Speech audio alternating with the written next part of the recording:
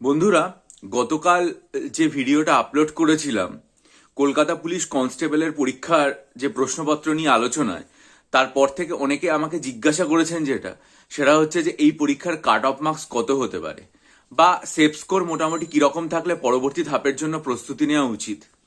প্রথমে যে কথাটা পরিষ্কার করে দেওয়া দরকার, আমি একটা জিনিস ভিডিওতে বলেছিলাম যে প্রশ্নপত্র দেখে আমার বেশ সহজই লেগেছে জেনারেল স্টাডিজ বা অন্যান্য অংশগুলো, কিন্তু সেটা একজন ডাব্লিউবিসিএস পরীক্ষার সাথে সংযুক্ত থাকা ব্যক্তির দৃষ্টিভঙ্গি দিয়ে দেখা। আমি কাউকে অন্যরকম ভাবে কিছু বলতে চাই না, কিন্তু এটা তো খুব সত্যি যে ডাব্লিউবিসিএস পরীক্ষার জন্য যে সুবিস্তৃত আকারে প্রস্তুতি নিতে হয়, তাতে এই ধরনের জেনারেল স্টাডিজের প্রশ্নপত্রে পরীক্ষার্থীদের অসুবিধা নাই হতে পারে। কিন্তু কনস্টেবল পরীক্ষার জন্য হয়তো যে লেভেলে প্রস্তুতি নেওয়া হয়, তাদের পরীক্ষার্থীদের সেই তুলনামূলকভাবে এই ধরনের প্রশ্নপত্র কঠিন লেগেছে। যে কারণে আমাকে বেশ কয়েকজন পরীক্ষার্থী বলেছেন যে এতটা যে ভাস্ট জিকে এবং এতটা গভীরভাবে প্রশ্ন দেওয়া হয়েছে, সেটা তাদের পক্ষে অসুবিধার কারণ হয়েছে।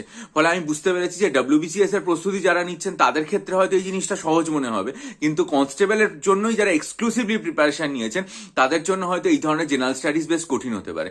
পাশাপাশি এটাও অবশ্যই উল্লেখ করা প্রয়োজন যে এতদিন পর্যন্ত পরীক্ষার্থীরা অঙ্কের জন্য কনস্টেবল পরীক্ষার ক্ষেত্রে যে ধরনের প্রস্তুতি নিতেন বা খুব সাধারণভাবে অঙ্ক যে সমস্ত বইপত্র ফলো করতেন, এখনকার দিনের অঙ্কের যে প্রশ্নপত্র পরীক্ষাতে আসছে, সেটা ডাব্লিউবিপি কনস্টেবলই হোক বা কেপি কনস্টেবল পরীক্ষাই হোক না কেন, সেক্ষেত্রে কিন্তু সবসময় দেখতে হবে যে সেক্ষেত্রে আমরা যেগুলোকে কোট আনকোট অ্যাডভান্স ম্যাথ বলে থাকি, সেই সমস্ত পরীক্ষার প্রশ্নপত্র চলে আসছে যেগুলো ডাব্লিউবিসিএস পরীক্ষাতে 2020 সাল থেকে আসা স্টার্ট হয়েছে। অর্থাৎ যারা ডাব্লিউবিসিএস এ 2020-21 প্রস্তুতি নিয়েছেন বা যারা সর্বভারতীয় স্তরে সিজিএল সিএইচএসএল এর প্রস্তুতি নেন, তাদের ক্ষেত্রে সহজ হতে পারে, কিন্তু যারা এক্সক্লুসিভলি শুধুমাত্র এই কনস্টেবল ওরিয়েন্টেড প্রস্তুতি নিয়েছেন তাদের ক্ষেত্রে কিন্তু এই অঙ্কটাও টাফ হবে।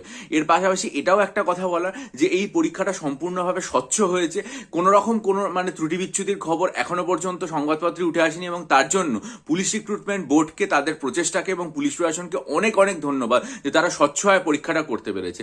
পাশাপাশি এই একটা জিনিসও কিন্তু আমাদের মনে রাখতে হবে যে এই পরীক্ষাটাতে সময় ছিল মাত্র 1 ঘন্টা, এবং এই 1 ঘন্টা সময়ের মধ্যে 100খানা প্রশ্নের উত্তর দিতে হয়েছে, যার মধ্যে এই ধরনের অঙ্কগুলো করতে গিয়ে পরীক্ষার্থীদের অনেকটা সময় চলে গেছে, বা জেনারেল স্টাডিজের যে প্রশ্নপত্রগুলো রয়েছে সেগুলো করতে গিয়েও কিন্তু অনেক ভাবনা চিন্তা করতে হয়েছে। বিশেষ করে ক্যান নট বি ডিটারমাইন্ড দিয়ে পরীক্ষার্থীদেরকে যথেষ্ট দ্বিধাদ্বন্দ্বের মুখোমুখি ঠেলে দেওয়া হয়েছে। ফলে এই সামগ্রিক পরিস্থিতিতে প্রশ্নপত্র দেখে বাইরে থেকে যতই সহজ মনে হোক না কেন, একজন পরীক্ষার্থীর কাছে সেটা কিন্তু মডারেটের দিকে বা অন্যরকমও লাগতে পারে। তাই আমার মনে হয় যারা পরবর্তী ধাপের প্রস্তুতি নেবেন, তারা যদি মোটামুটি এই পরীক্ষাতে 50 থেকে 55-র মধ্যে পান, তাহলে তাদের সুবিধা হবে। 50 থেকে 55-র মধ্যে যারা পাচ্ছেন তারা নিশ্চিত পরবর্তী স্তরের জন্য প্রস্তুতি নিন, এটা আমার অভিমত। আপনাদের মতামত নিশ্চয়ই কমেন্টে জানাবেন।